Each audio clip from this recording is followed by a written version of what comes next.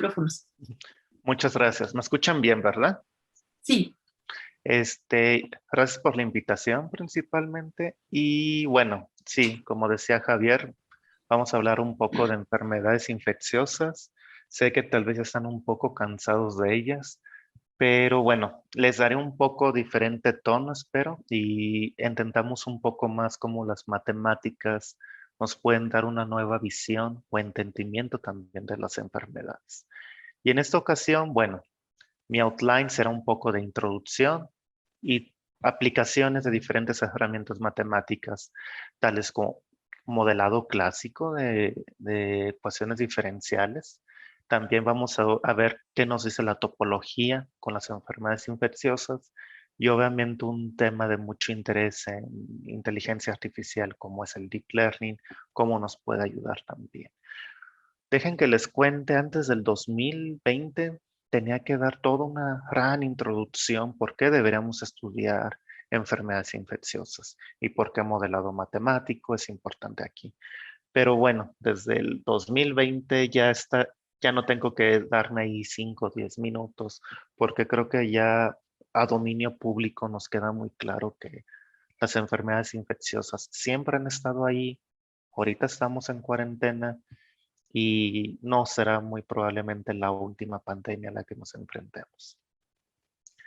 ¿Cómo trabajamos en mi laboratorio? Bueno, dejen que les cuente, esto no tiene nada que ver con epidemiología, o sea, como el segundo pico, tercer pico, cuántas olas, acabó la ola, no, es el entender cómo un patógeno, un virus, se introduce en un host, en un huésped, y de ahí queremos entender cómo el sistema inmune interactúa con él. De aquí, bueno, este es nuestro pipeline, nuestra manera de trabajar. Usualmente datos de laboratorio, muy probablemente en tablas de Excel, no necesariamente, nos llegan. Y de ahí, bueno, somos mente abierta con la herramienta matemática. Pueden ser desde ecuaciones diferenciales, modelos logísticos, agent-based models, modelos estadísticos, cajas negras, todas las que puedan ser de machine learning o también últimamente de topología.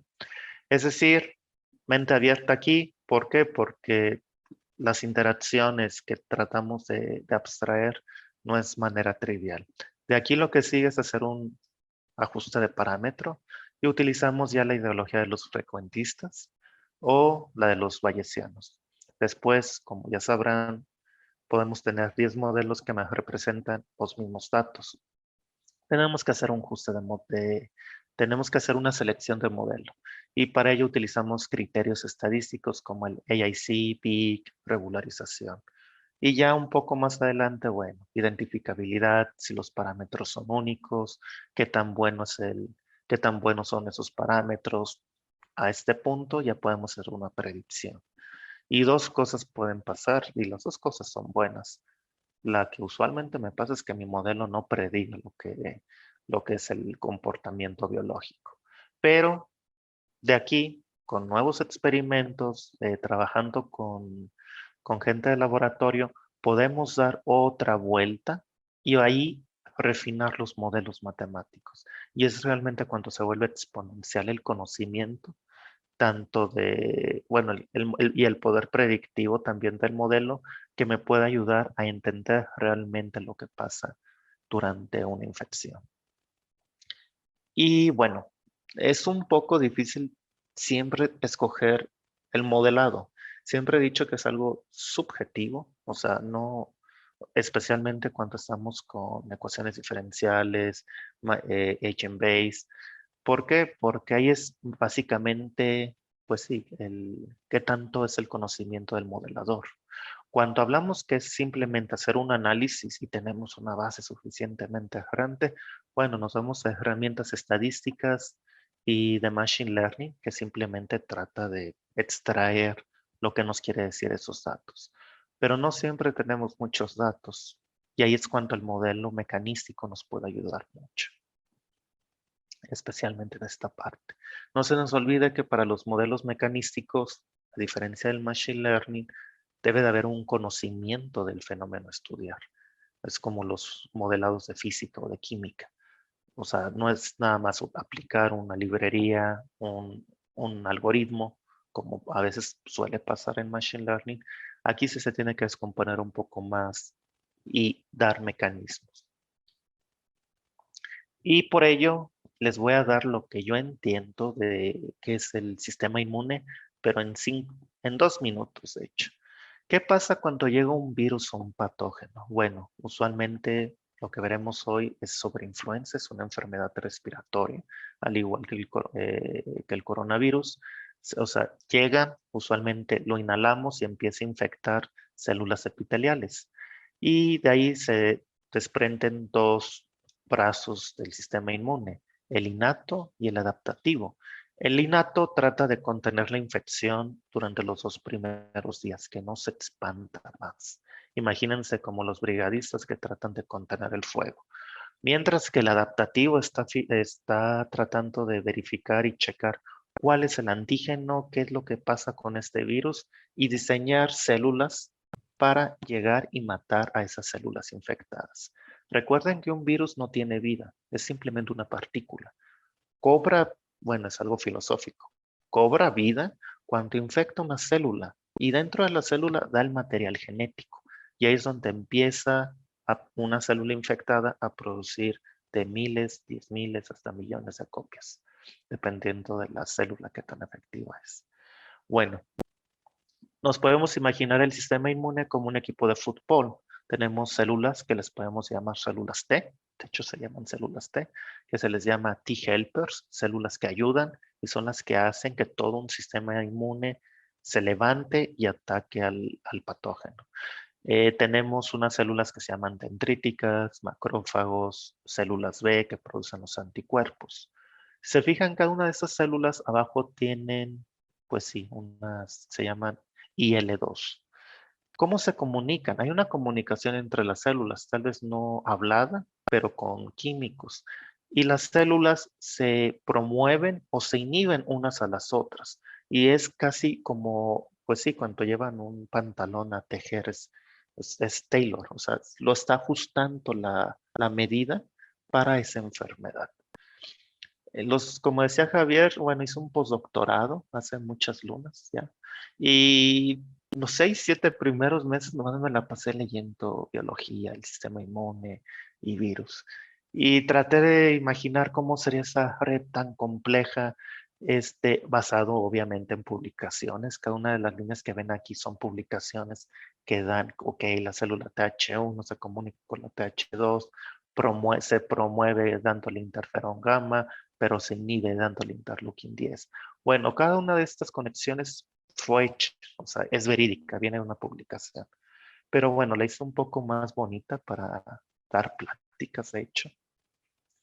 Y si nos ponemos a pensar de un virus que afecta las células epiteliales en la parte respiratoria, llega, empieza a infectar, esas células infectadas producen más virus, esos virus infectan más células epiteliales y bueno, en cuestión de un par de días se pueden tener 10 a la 7, 10 a la 8 copias de esos virus. O sea, es exponencial la cantidad de virus que podemos tener. La belleza de esas células infectadas, no crean que son nada más malas, se infectaron.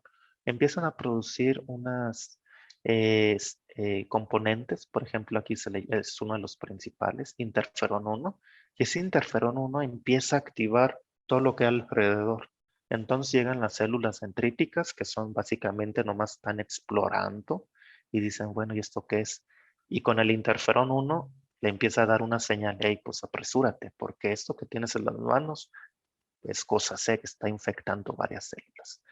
En cuestión de horas a un día, esas células ya se están multiplicando. O sea, ya se multiplicaron de ser una cantidad de unas 10,000, pueden llegar hasta 1 millón. En cuestión de días empiezan a, a- a reproducirse de manera tremenda. De ahí, las células que ya están maduradas, las células dendríticas, van a los nodos linfáticos y presentan el antígeno.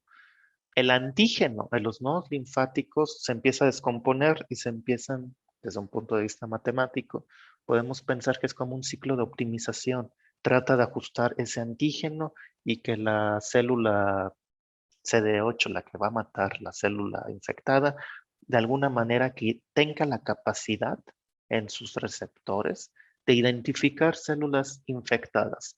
Si no lo identifica de manera adecuada, bueno, puede empezar a matar células del cuerpo humano. Por eso tiene que ser de una manera diseñada, que tenga realmente la capacidad de identificar. En siete días ya están estas células matando a discreción las células infectadas. Y bueno, parte muy importante del sistema inmune, las células B. Esas no son muy importantes durante la infección, pero van a ser muy importantes para la memoria. ¿Por qué? Porque vamos a tener ahí una respuesta que ninguna vacuna nos va a dar. Va a ser una respuesta muy robusta en contra de ese antígeno. Suele pasar que hay veces que no se está llevando a cabo bien la respuesta de memoria, como está pasando con el coronavirus. Hay casos excepcionales y al parecer ahí hemos tenido uno. Si hablamos de un virus clásico como el del virus del VIH, el problema que hay con él infecta células que son las del sistema inmune, las células T, que son las principales para llevar a cabo la respuesta inmune. Así que se pueden imaginar ahí la complejidad, además, si se está infectando a las células del sistema inmune. Bueno, todo lo que hacemos en biología se puede pensar que son en diferentes escalas, y de hecho son. No nada más en escalas que van de 10 a la menos 8 hasta ahí hablando escalas de un cuerpo. Puede ser desde proteínas, redes, celular, órganos. Eso también va a afectar cómo va a ser nuestro modelo matemático. Y también las escalas de tiempo. Los procesos moleculares se llevan a cabo en cuestión de milisegundos, mientras que los procesos celulares toma horas. Si se pueden verificar ahí, bueno, eso indica mucho la complejidad. Y de aquí, lo que es muy importante, bueno, o cómo ha avanzado el área en cuestión de biología matemática, pues ya nos hacemos también mucha ayuda de herramientas clásicas de Machine Learning. ¿Por qué? Porque bueno, nos ayuda mucho a entender las diferentes escalas también y cómo están relacionados.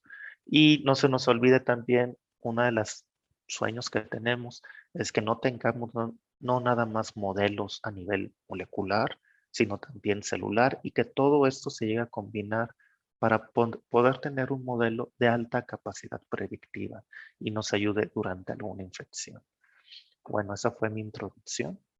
Y pasaré a lo que es el cuerpo principal de la presentación y nos enfocaremos con influenza.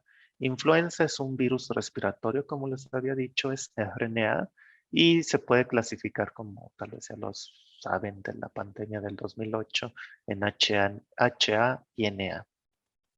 Al igual que coronavirus, son virus que son, o sea, no son crónicos, tienen una vida dentro del huésped y de ahí no va a pasar. O se muere el huésped o se limpia la infección en cuestión de 10 a 20 días. Y bueno, influenza afecta mucho a ciertos partes de nuestra sociedad, como son la gente adulta.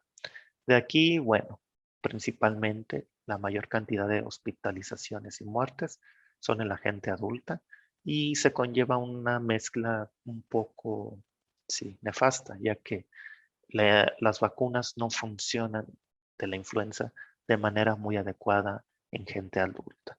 Ya hay nuevas vacunas que han mejorado muchísimo la eficacia, pero aún así, mientras en un adulto hablamos de un 70-90%, en la gente adulta hablamos de gente mayor de 60 años, hablamos de una eficacia que puede ir desde el 17 al 50%. Estas fotos son fotos que me pasó una postdoc hace hace unos 3 años, durante los experimentos que les voy a presentar.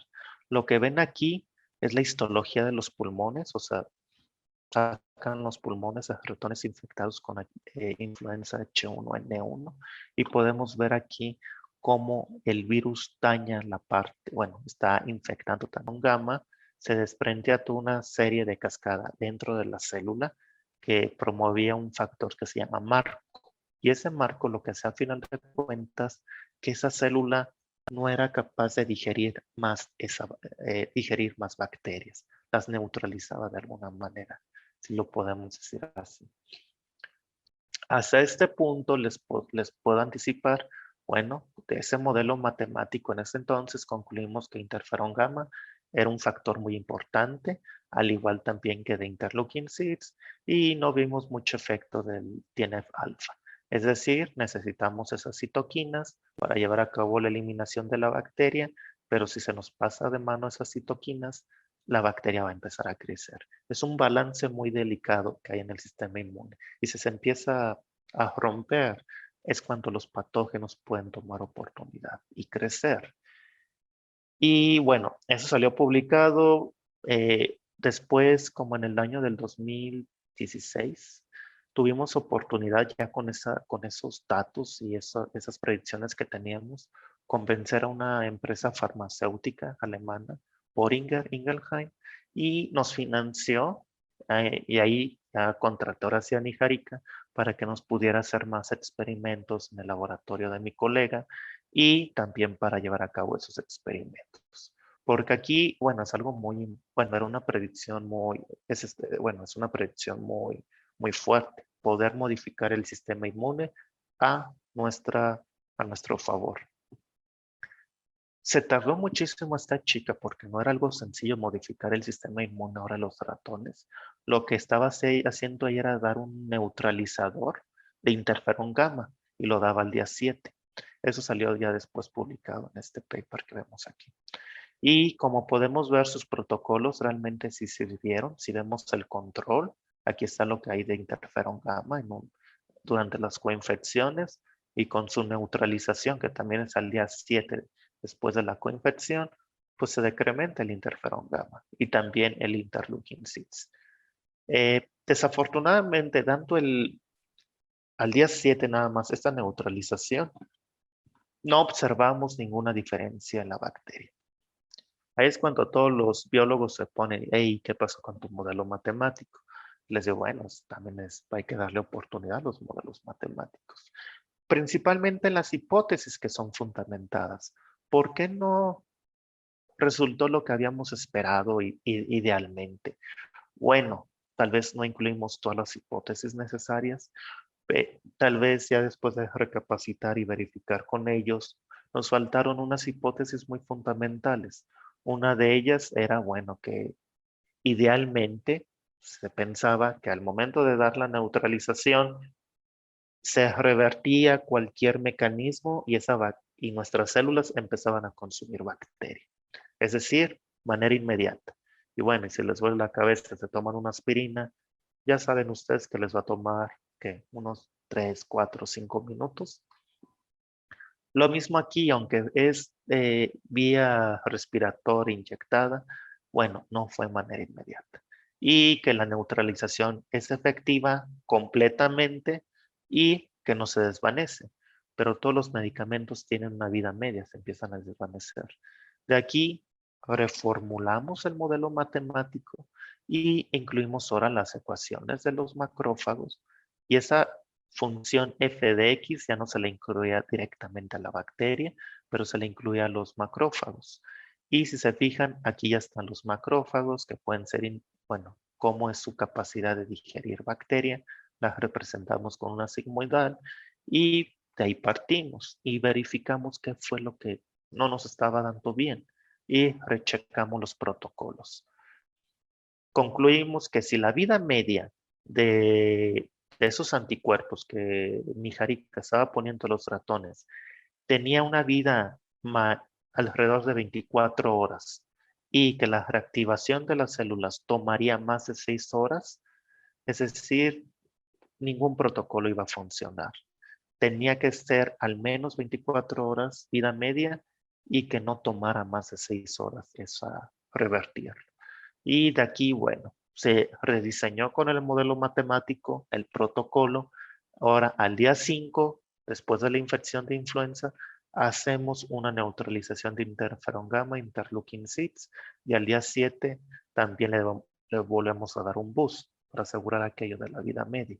Si se fijan, ahora sí el interferón gamma y el interleukin 6 casi se va a cero por completo. Aquí lo podemos verificar respecto al control. Y ahora sí, lo que se ve que funciona, si nos vamos a la última figura, a la D, podemos verificar que haciendo una doble neutralización de interferón gamma e interleukin 6, ya hay ratones que empiezan a eliminar la bacteria, que era lo que nos decía el modelo matemático. Y significativamente, muchos de los ratones, bueno, la cantidad de bacteria se decrementa significativamente. Uno, o sea, no lo eliminó, pero no creció exponencialmente. Y cosa muy importante, ya no se esparce de igual manera en la sangre. Es decir, de alguna manera, el protocolo que tenemos aquí, que todavía seguimos trabajando en él, es verídico. Una neutralización oportuna del sistema inmune puede ayudar muchísimo a modificar lo que observamos del crecimiento de la bacteria. Y tal vez no utilizar antibióticos, porque sabemos que los antibióticos pueden dar también resistencia bacteriana, como está pasando en varias enfermedades como tuberculosis. Y bueno, tenemos aquí un resultado que ahora seguimos estudiando todavía, ahora con otro financiamiento de la DFG, que nos está ayudando a verificar, a rediseñar todavía más ese protocolo. Y podemos ver que sí, efectivamente ese protocolo es bueno y tenemos ahora una ventana de oportunidad de trabajar con ese protocolo. Hablando de ese mismo problema, sin salirnos de la línea, bueno, eso fue algo que se exploró con ecuaciones diferenciales, pero ahora la pregunta era, ¿qué pasa si utilizamos un modelo más neutral, algo que sea más objetivo? Porque yo las ecuaciones diferenciales, yo las diseño y yo hago cada término de la ecuación diferencial. Y bueno, como ustedes saben, en los datos hay formas. Creo que aquí pueden ya ustedes ver las formas que hay en esos datos. En la primera es una línea, en la segunda tenemos clusters, aquí hay un círculo y bueno, aquí tenemos una Y. Desde bueno, no tanto recientemente, pero ha habido un boom mucho últimamente en el área de Machine Learning, es con topología, con el Topological Data Analysis, que se ha visto que nos trae información que no nos estaba trayendo métodos convencionales de Machine Learning, como clustering, clasificadores, o árboles de decisión. La topología nos está dando ahora otros clientes de cómo observar las infecciones. Y aquí hay un ejemplo que salió de hecho en Nature, creo un par de años, que ya podían clasificar no nada más dos tipos de diabetes, habían ya podido descubrir más tipos de diabetes. Aquí está el tipo 3 y lo podían diferenciar porque antes se confundía entre tipo 1 y tipo 2 y ya ahora se podría diferenciar de una mejor manera ese tipo 3 de diabetes. Eh, como ustedes, bueno, muchos de ustedes son del departamento de matemáticas, muchos no. Yo soy muy ignorante, de hecho, del tema de topología. Nunca llevé un curso formal de topología, pero me interesa mucho el tema. Y de ahí fue como yo me metí por completo. Fui a una conferencia donde había, bueno, un workshop que daba Gunnar Carlson, que es un experto en TDA. Y de hecho, bueno, ahora ya tiene una empresa que se llama Yassi, que se dedica simplemente al análisis de datos con una herramienta que se le llama Mapper. Aquí está el paper donde se propuso el Mapper Algorithm. ¿Y qué es el Mapper Algorithm? Bueno, no es persistente, no está, bueno, buscamos estructuras que sean persistentes.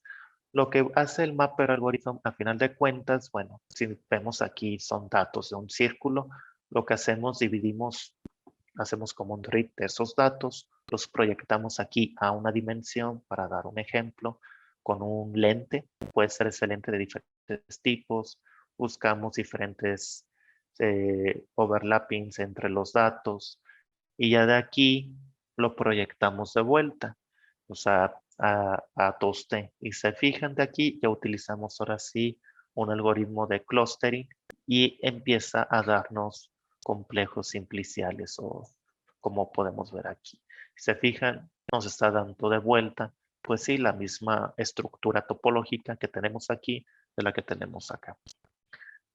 En el 2019, bueno, yo ya llevaba un poco más avanzado, no, 2018, llevaba un poco más avanzado este proyecto de topología porque me interesa mucho aplicarlo en cuestiones de enfermedades infecciosas y obviamente, bueno, me seguía yo preparando un poco en ello. Tuve la fortuna en el camino de encontrarme a una postdoc sumamente talentosa, Karen Sasaki, era topóloga.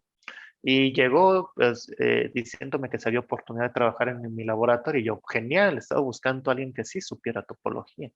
Ella fue la encargada de llevar este proyecto a cabo principalmente de los datos que les había yo explicado anteriormente de infecciones con influenza, bacteria y coinfección y todos en conjunto. Ella pudo poner en mi laboratorio todo un pipeline de cómo llevar a cabo el mapper algorithm no utilizando Ayasi porque aún en Alemania no teníamos tanto dinero. Ese software cuesta alrededor de $100,000 utilizando Python, una librería libre. Y bueno, aprendimos un poco de cómo son los diferentes lentes, qué pasa si utilizamos diferentes métricas, qué pasa si utilizamos diferentes porcentajes de sobrelap en los datos, diferentes clusters, que no tiene que afectar mucho las estructuras. Bueno, esos datos, aquí lo que vemos, por ejemplo, en esta figura, y que pasa en todas las figuras, tenemos alrededor de fácilmente unos 900 puntos, 900 datos. Y los podemos ver en 2D, todos ellos. Es la genialidad del TDA, bueno, al menos del Mapper Algorithm. Nos deja ver de una manera clara lo que está pasando. Aquí proyectamos sobre la variable del virus, proyectamos sobre la variable de la bacteria, y así sucesivamente. Algo curioso que vimos con el interferón gamma, que era algo determinante, lo que había dicho con ecuaciones diferenciales, no era muy, bueno, no podíamos observar estructuras muy estables. La estructura más estable que observamos fue con lo de la bacteria, pero principalmente con interleukin seeds, que nos dejaba representar todos los datos con una topología muy estable en todos los escenarios de las infecciones. Eso ya nos decía de alguna manera que esa variable es muy consistente en los tres diferentes escenarios. Aún mejor, si hacemos una diferencia en los datos entre cada uno de los escenarios de influenza, bacteria y coinfección, encontramos algo muy interesante cuando proyectamos, lo vimos sobre proyectarlo sobre la variable del virus y también si lo tomamos como lente, el interleukin 6. Podemos ver que los datos son organizados o esa estructura que encontramos pueden ser representados en el tiempo, o sea, el mapper es capaz de decir aquí empieza la coinfección, sigue aquí y aquí se acaba. Eso no es nada más lo importante, hace diferencia entre los datos y lo que podemos llegar de conclusión utilizando el mapper algoritmo o topología es que es capaz de distinguir en qué momentos la respuesta del sistema inmune pertenece en un inicio al virus, que es alrededor de hasta las 18 horas después de la coinfección. Después de las 18 horas de la coinfección, la respuesta inmune ya no pertenece al virus, pertenece ahora a la bacteria. Pero después de las 26 horas, todo el sistema inmune cambia por completo y ya no pertenece ni al sistema, ni a la infección viral, ya no pertenece a la infección bacteriana. Pertenece, le llamamos a la coinfección, como que trata de desprenderse por completo, pero aquí es cuando por completo también se crece exponencialmente la bacteria. Al menos nos ayuda a entender cómo se está diferenciando el sistema inmune en el tiempo, cosa que no habíamos podido hacer con las ecuaciones diferenciales. Y ya los últimos 8 minutos de mi plática se lo voy a dedicar un poco a un proyecto que está llevando a cabo un alumno de doctorado, él todavía está en Alemania, y es un proyecto, bueno, desde mi punto de vista muy interesante. Es básicamente seguir las enfermedades en el lugar original donde se llevan a cabo, que es principalmente los pulmones. Y no es nada más influenza, no es nada más coronavirus. Hay muchas enfermedades respiratorias que los doctores no tienen manera de estar dándole un seguimiento. Son principalmente cuestiones del cuerpo, experiencia del doctor. pero no sabemos si ya el virus se eliminó en el pulmón, si cuáles son las respuestas inmunes. De aquí, hace 2 años hubo esa motivación, ¿no? Ya hace más, hace unos 3, 4. Salió esa motivación, nomás que no encontraba financiamiento, pero ahí la DFG me ayudó a tener ese financiamiento. Era, pues, lo que está pasando en los pulmones durante una enfermedad infecciosa es fundamental, pero no lo sabemos en realidad durante, pues sí, cuando llega el paciente con el doctor. Lo único que se saca de manera regular son las células, bueno, la prueba sanguínea, pero de ahí no hay más, o sea, no, temperatura, cuestiones de fatiga y todo eso. La pregunta era si podemos tener una caja negra, cualquier modelo, no nos vamos por una preferencia, cualquier modelo que me ayude a mapear lo que pasa en la sangre, yo pueda ver de alguna manera lo que está pasando en los pulmones.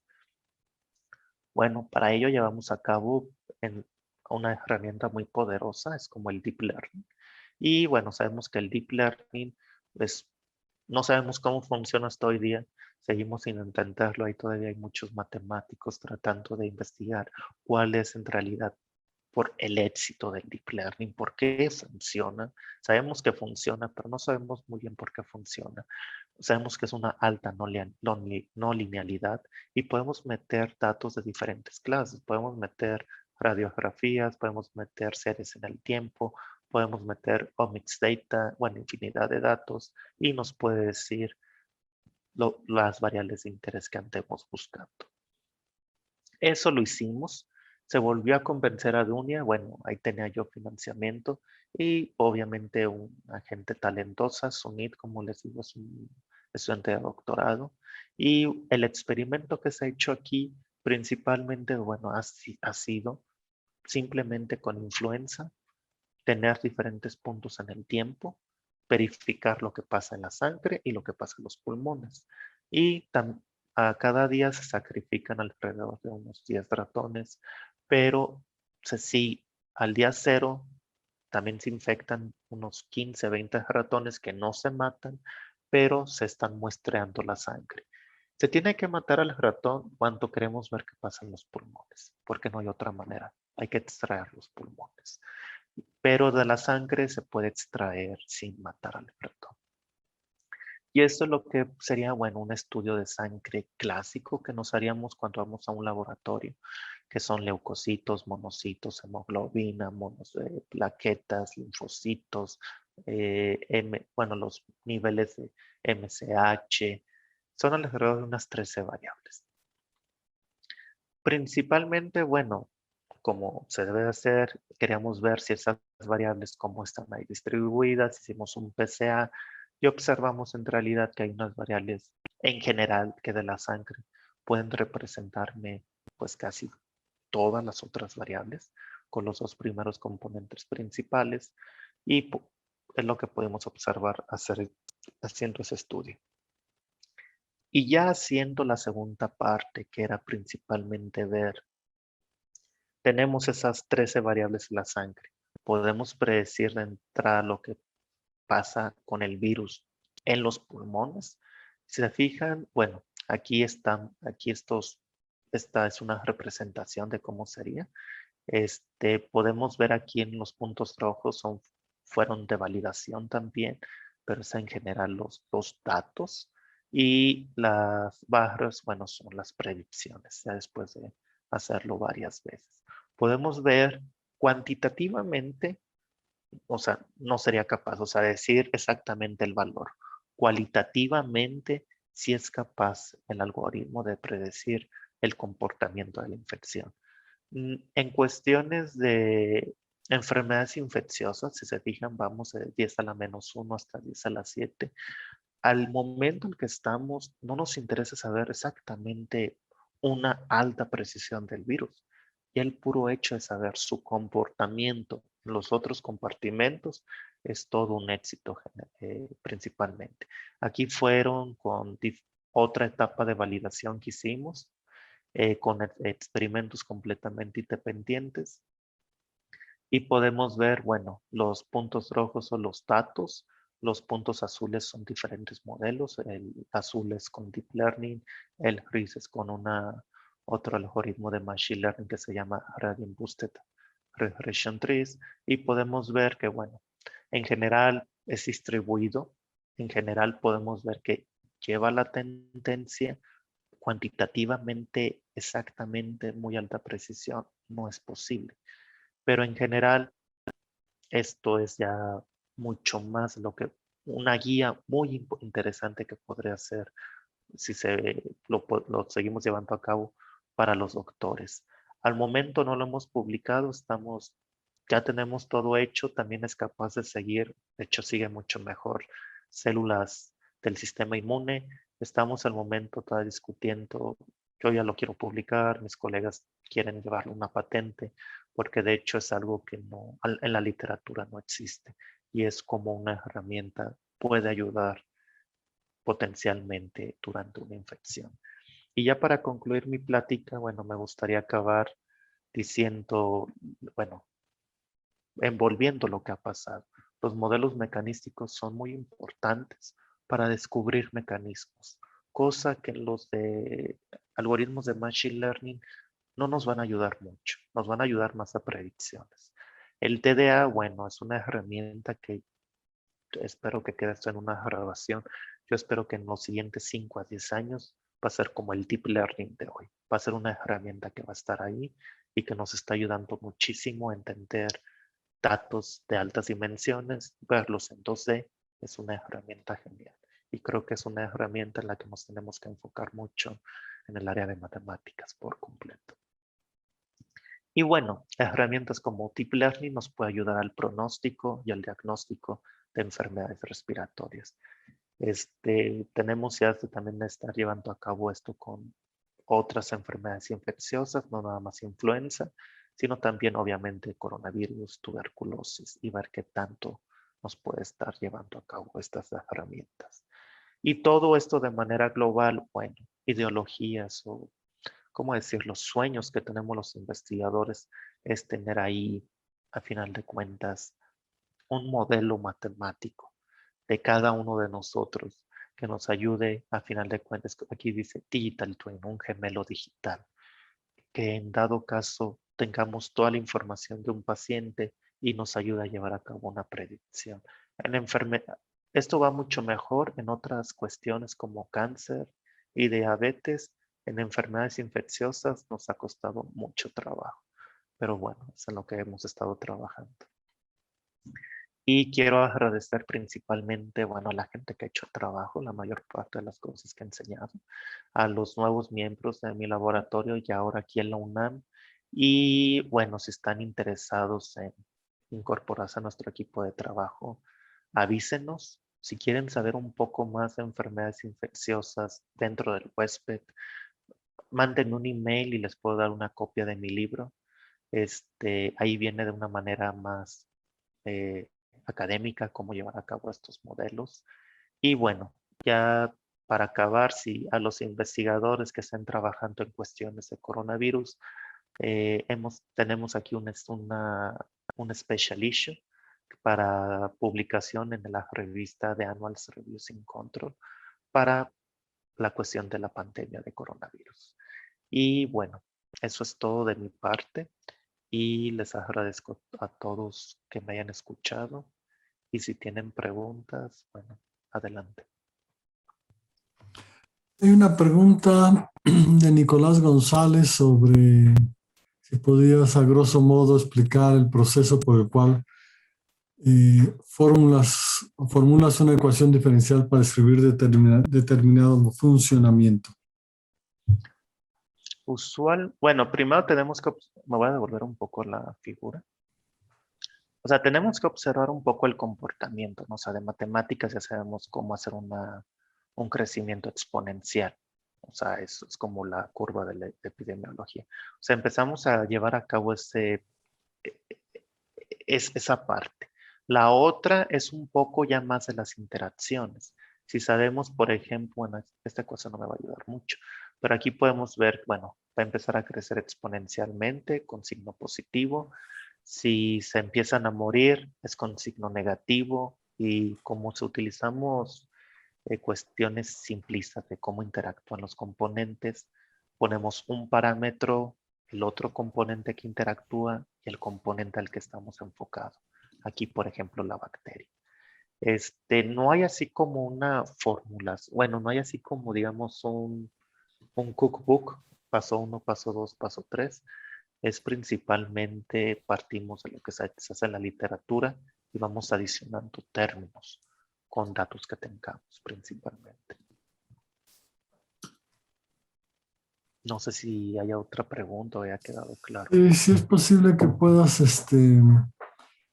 poner tu correo para solicitarte copia del libro, pregunta Carmen. Y cualquier otra pregunta, porque es que no da tiempo. Uy, se me bloquea. Aquí está mi mail. Es esteban@systemsmedicine.tte.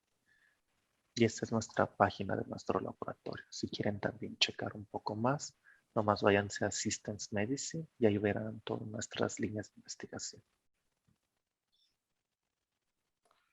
Yo tengo una pregunta. Es que yo veo muchos interleukines.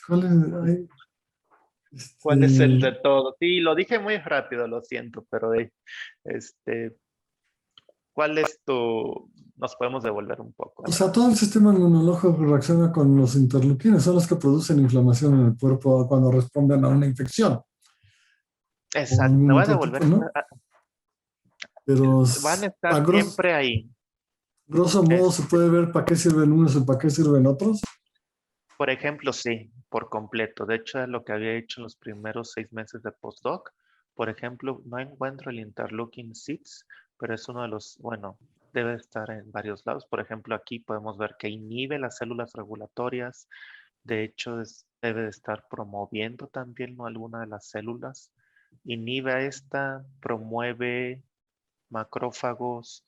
O sea, ¿cómo decirlo? Los interleukins y las interferones y las quimoquinas principalmente es regulación, que todos nos estemos regulando. O sea, que tú no crezcas tanto, te echo un poco más de esto. Y al momento en que ya le echo más interleukin 6 a ya le echo más interleukin 10 a la TH1. Y todo es un sistema completamente regulado. Así que cuando tenemos un pico de alguno, todo nuestro sistema inmune trata de volverlo a llevar a cabo a un punto intermedio para tenerlo regulado. Si no, eso te puede matar por completo. Una inflamación, como Ahora, interferón 1. veo como que los números aumentan conforme se alejan del TH0. Por ejemplo, el 17 está más abajo, el 23 ni se diga, ya está la parte final, ¿no?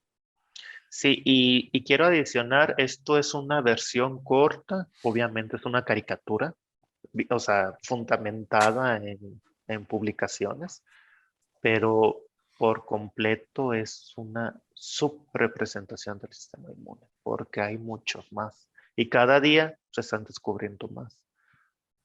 De hecho, ya estas células ya no nada más son 4, ya van como en 6. Y la inmunología va, pues sí, va incrementándose. Pero sigue consistente estas conexiones aún todavía. Ok, pues creo que eso es todo. No veo más preguntas en la página del Face. Eh,